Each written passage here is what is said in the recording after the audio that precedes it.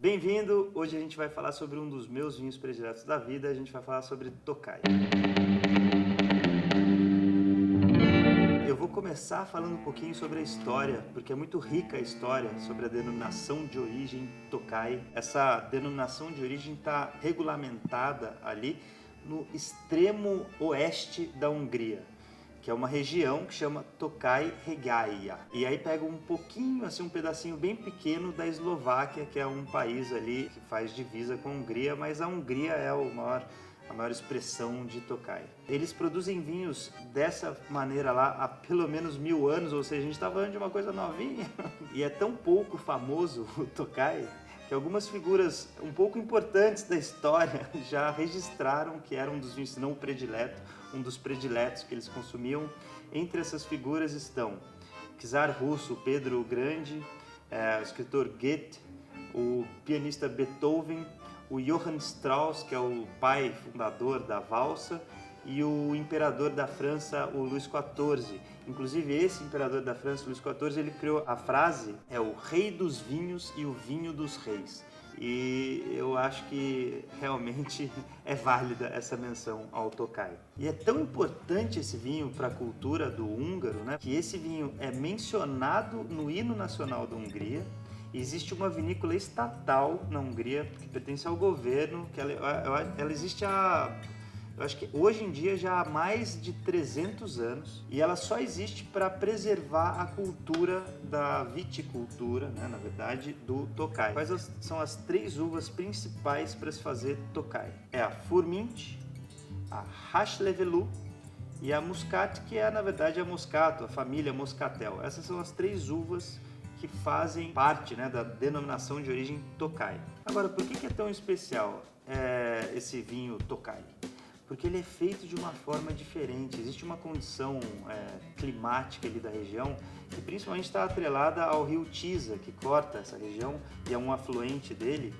Fazem uma condição climática que permite que o fungo Botrytis ataque as uvas e faça a tal da podridão nobre, ou seja, essas uvas praticamente apodrecem e elas concentram muito açúcar. Esse ataque do fungo acontece de forma natural, não é que eles vão lá e fazem isso de forma artificial para que as uvas...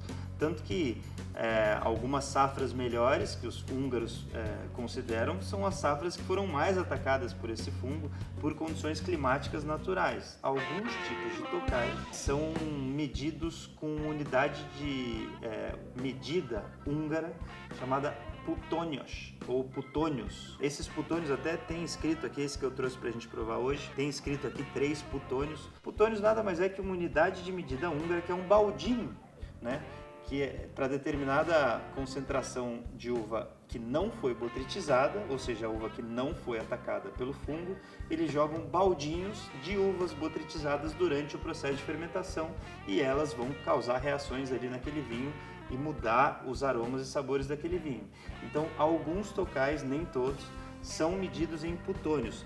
Esses putônios eles podem variar de 3 a 6. À medida que eles vão aumentando o número de putônios no Tokai, esse Tokai vai ficando mais doce, mais complexo e mais caro. Agora eu vou te explicar sobre as classificações que são feitas de Tokai dentro da denominação de origem. Tokai seco nada mais é do que você fazer um vinho seguindo regras locais de vinificação com as uvas que não foram botrytizadas, ou seja, as uvas que não foram atacadas pelo fungo Botrytis. O outro seria um Tokai de vindímia tardia, ou seja, de colheita tardia, que foi feito com uvas que foram parcialmente botrytizadas, ou seja, com menor quantidade de açúcar residual. O próximo é o Samorodni, que é um Tokai que ele é também elaborado com uvas parcialmente botrytizadas, mais usado como aperitivo. Ele pode ser seco ou semi-doce, dependendo da proporção de uva botrytizada que foi usado nele.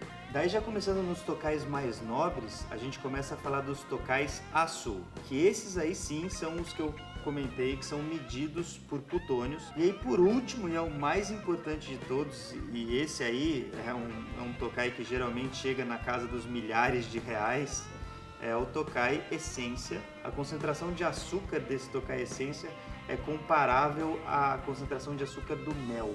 Você vê a complexidade do processo de vinificação disso. Se você já está com água na boca, como eu já estou, vamos abrir nosso vinho. Esse daqui é um vinho da Vinícola Estatal Húngara. Ele é um 3 putônios, ele é um Açul, safra 2012. Quanto mais putônios, principalmente o Essência, que é o último deles, são vinhos que podem ter um potencial de guarda assim, às vezes secular. Isso daqui é uma joia engarrafada. Vamos abrir ele agora para ter o prazer de experimentar isso aqui.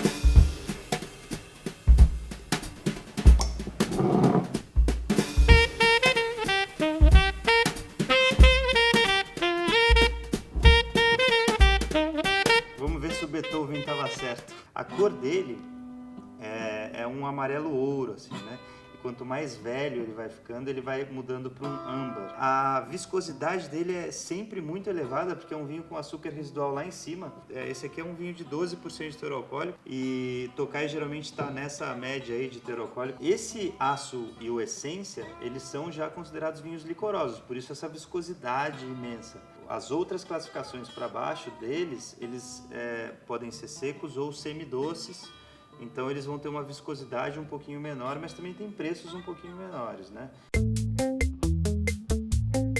Isso aqui é porque eu gosto tanto de Tokai, o nariz. Tem vários especialistas que dizem, e eu concordo com eles, que o sentido mais legal quando a gente vai provar um vinho não é o paladar, né? Não é a boca, é o olfato. E o Tokai certamente foi um dos vinhos mais complexos que eu já provei na vida. O que é complexidade? É aquele vinho que entrega muita nota aromática, que ele vai mudando em taça com uma frequência absurda. Ele vai entregar desde fruta seca, fruta branca seca principalmente, geleia, um pouco de lichia, às vezes um pouco de abacaxi também.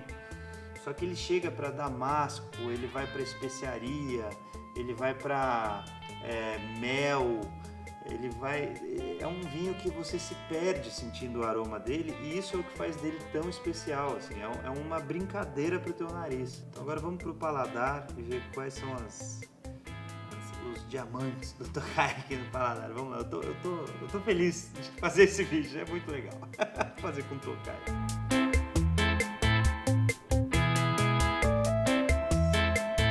Parece uma manteiga na boca. A untuosidade dele é um ponto extremamente importante. Ele preenche o paladar de uma maneira muito macia. O peso de boca dele é médio para leve, não é um vinho super pesado. Só que a persistência dele, então toda essa complexidade que você sentiu no nariz, ajuda a ter essa persistência de boca. Então você fica sentindo o Tokai, mesmo depois de ter engolido o vinho, você fica sentindo ele no teu paladar por muito tempo. Bom, então para apresentar essa denominação de origem maravilhosa aí para você, eu peguei um Tokai 3 putônios da Vinícola Estatal Húngara. Bom, esse foi um vídeo que eu estava ansioso para fazer, porque certamente, como sommelier, a denominação de origem Tokai foi uma das que mais me encantou, de verdade, isso não é balela não. E aí, para quem ainda não provou Tokai, você não vai se arrepender. Então até a próxima surpresa do canal, foi um prazer aqui degustar um Tokai contigo.